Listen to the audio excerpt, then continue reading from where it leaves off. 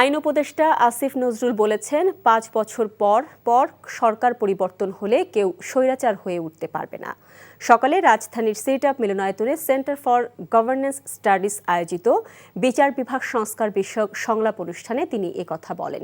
তিনি অভিযোগ করেন, বিগত সময়ে ফ্যাসিস্ট হাসিনাকে ক্ষমতায় রাখতে বিচার বিভাগের হাতে থাকা অসীম ক্ষমতা ব্যবহার করা হয়েছে। জনগণের মানসিকতার পরিবর্তন না হলে কোনো সংস্কার কাজে আসবে না বলেও তিনি জানান।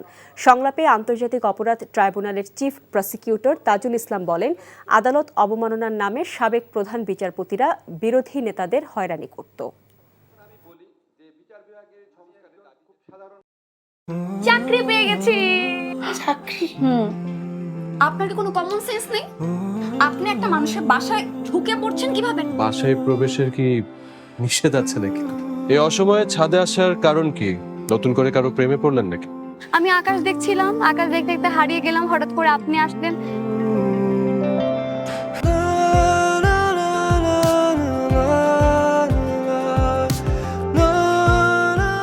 তুমি এখানে কেন? আমার অনুমতি নিয়ে এখানে আসা উচিত ছিল তোমার। মা, এই ছবিটা কার? আমার ম্যাডাম এই ছবিটা দেখে প্রতিদিন কাঁদে কেন মা? এই মেয়েটা কি সব কথা বলছে?